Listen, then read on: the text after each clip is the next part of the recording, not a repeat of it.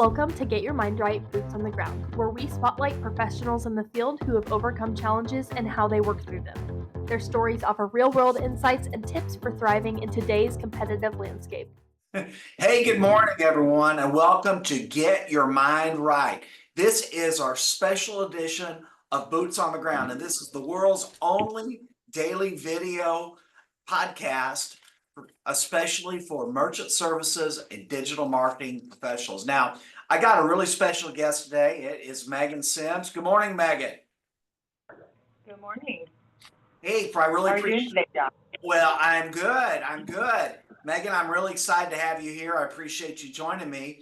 Now, I know not everyone in the audience here is familiar with you, so I'd like to spend a couple of minutes of our folks getting acquainted with you here today. So let's really start with your background with Evolve. I know you've got some tenure here.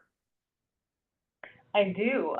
Started back in the day, about 13 years ago now, but I started in internal sales, working for the EMV chip upgrade.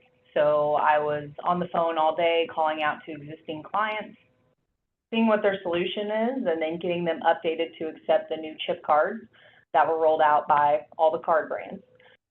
Following that, I did some external work for financial institutions where I was their representative for all of their commercial depositors. So anytime they get a new depositor, I'd go in, meet with them, talk about our solutions. At the time, it was only processing, but towards the end of that tenure, I was talking about digital marketing and SEO, things like that. So definitely seeing a new curve in technology. That was interesting to me. Wanted me to come back internal. It's kind of my want to get back into the office, not be as external. So with that, I then started internal at Evolve with doing bank sales. So instead of selling to commercial depositors, now I'm pitching to the bank, wanting that bank relationship, and hopefully they're going to select us as their preferred vendor. Following working on that role for a few years, a lot of travel in that, a lot of public speaking I really enjoyed, however, needed to dial back on the travel, getting ready to have a family. So I decided to put in my resume for the operations manager, and that is a role that I've not done before, anything with customer service, tech, doing things directly with the customer. Usually, I sold it, and then thereafter it was up to my internal team to handle all the servicing. So this was a totally different aspect of merchant services, and I do believe I've found my home in operations. I really love the technical side of things and finding the resolution. So after a few years as operations manager, I was promoted up to the director of operations. And in that role, it's all encompassing really, but we have deployment. They deploy all the devices. They do the troubleshooting, downloading, and installation for all of our terminal equipment. Then we have customer service that supports any changes or questions that the client has. Then we have underwriting, getting the approval of the client and their business. And we also have risk as well. So risk, monitoring that account, making sure they're staying within their parameters. We also introduce sales support. So that's not a feature that I had as a sales rep, but sales support is amazing. They are able to recommend the processor, the product. They're able to help you with pricing. They walk you through everything. It's a huge step up from what we previously had in that world. So definitely seeing some changes, seeing a lot of growth, and growing through the company has allowed me to do that. Yeah, so tell me, you really have an unusual path. There's generally a pretty sizable firewall between sales and operations. So, how do you think your sales background has informed your role as director of operations now? It informs it every day. If you're saying forms, but also informs. Mm-hmm. So I'm able to understand where reps are coming from. They don't have to inform me of their feelings, whereas I could see somebody that was only in operations being more reserved or regarded when considering why a sales rep is doing what they're doing or taking a route that they're choosing, but more like a level playing field with them. I feel like they can talk to me about being on the street and knocking doors and not having success and trying to get ideas on how to cultivate more ideas for getting more deals and more leads. So I can do that, but I can also talk about the technical side of things. So it's an all-encompassing, everything I've done here, it's been all-encompassing. So I can communicate with pretty much anyone in any role at the office, and we can have something to learn from each other. Yeah, I could say I could chime in on this. You have a little different perspective because your tenure in the professional world really matches up with your time here. I have a little different viewpoint because I've been in technology sales my whole entire life, and there's really a natural antipathy between sales and operations, and we just really don't have that here. And I can tell you from my seat, my relationship with you, and really for with Casey for that matter, is there's a I view you and Casey as two of my key partners and constituents. There's really not a lot of friction in that environment. So. Right. Sometimes there's a little bit of headbutting, but it's good headbutting, right? It's furthering the conversation, and it's pushing us to something better. And I think that's good to recall, is that when we do see that, it's for a purpose. It's not just because we don't understand each other. It is, we're trying to move the needle, and we have to get there together. And to your credit too, when there's headbutting between you and I, after you see the logic and reason, you generally admit that you were wrong. So that is helpful as well.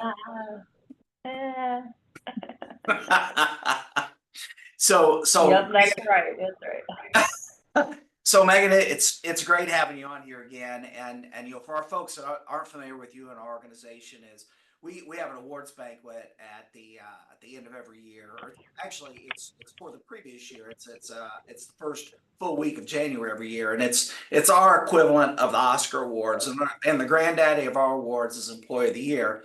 And Megan has won that 3 out of 4 times. That's a peer selected award, and it's a really big deal. So that's a testament to not just her dedication to her job, but also her effectiveness. So I really appreciate that, Megan, and appreciate you. But you already know that.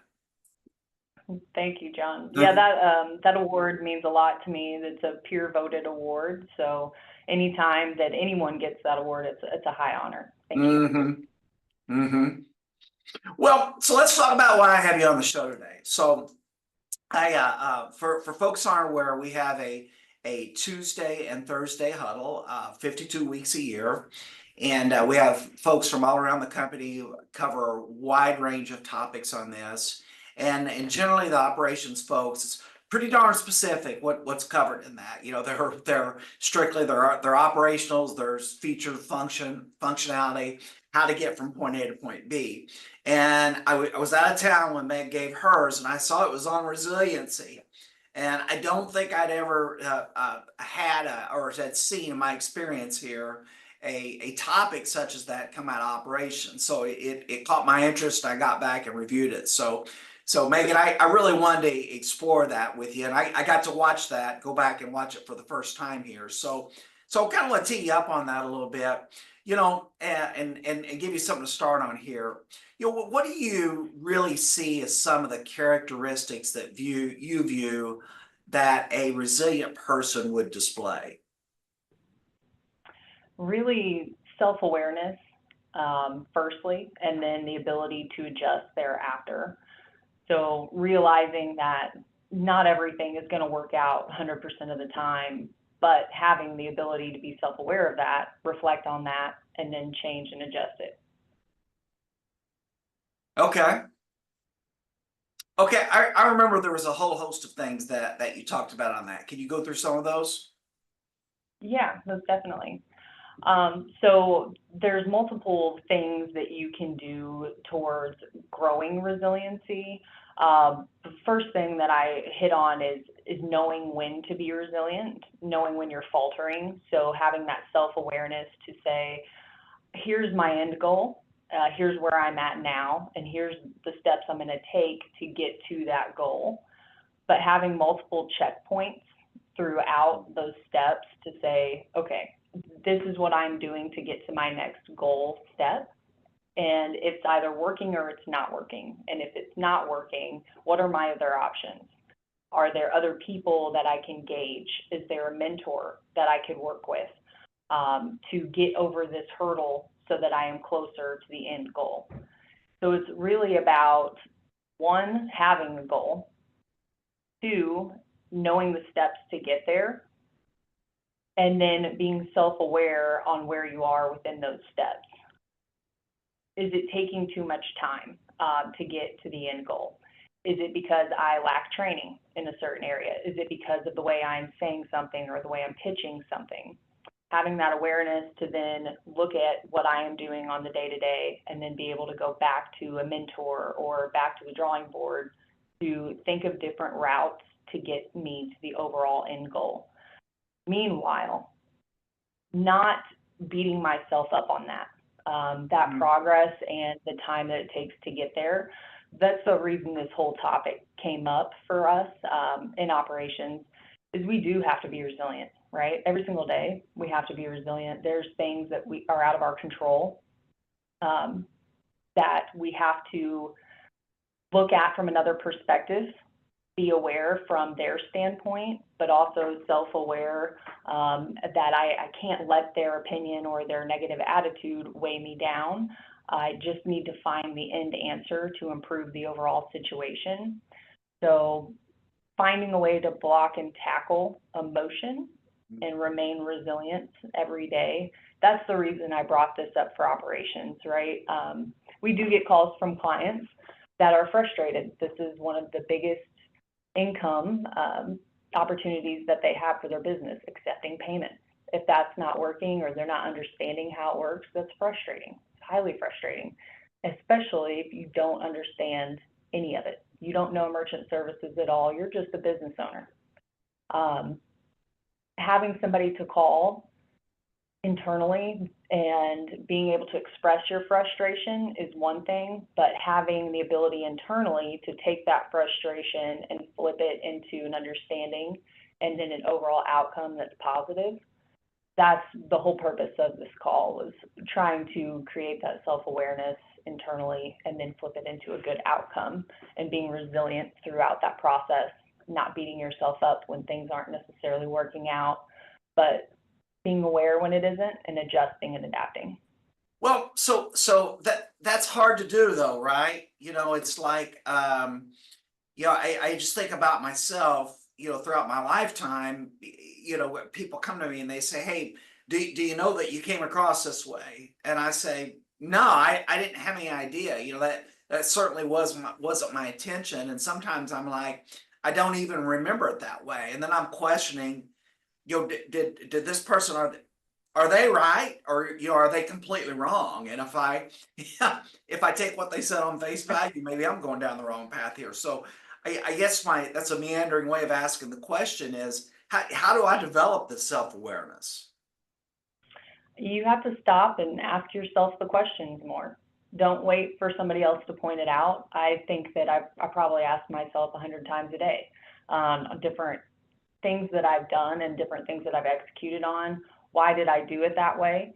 Was that an overall good result? Did it not turn out well? Is there something that I could have adjusted to make it turn out better? How did that person feel when I said X? Did it give them this emotion or did it turn out in another way?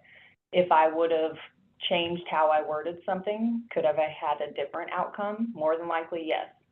So I think we do that every day, just in regular life communication, but you can also use it in work too.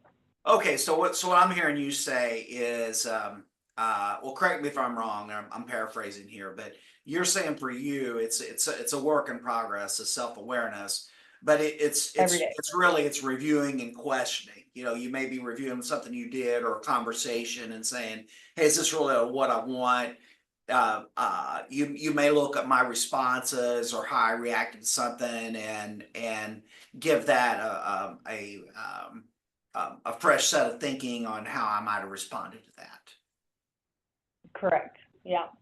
And if, I got a totally adverse reaction, something I was not expecting, when I'd already worked through it. I know when I go to sleep at night, I think about all the conversations I'm going to have, the conversations that I did have, how they went. Kind of the same thing, a self-check-in point. But if I have a totally adverse reaction and I really thought I was on point, with what I was saying and how I was going about it, that's a problem, right? Yeah. If there's such a reaction that I have to go back and say, whoa, I didn't see this. I'm off base with myself. I need to go back to the drawing table and reassess. But also, if it's very adverse, time to bring in someone else, a third party, mentor, or somebody else that can give you insight. Because if one person had that reaction, another might as well. So gauging insight from them too is always useful. That's good advice. Well, Megan, we're out of time. We ran a little bit longer than I thought today. Can you come back tomorrow? I'd like to continue with this. Yeah, most definitely. Well, fantastic. I'll see everyone back here bright and early tomorrow morning. Thank you, John.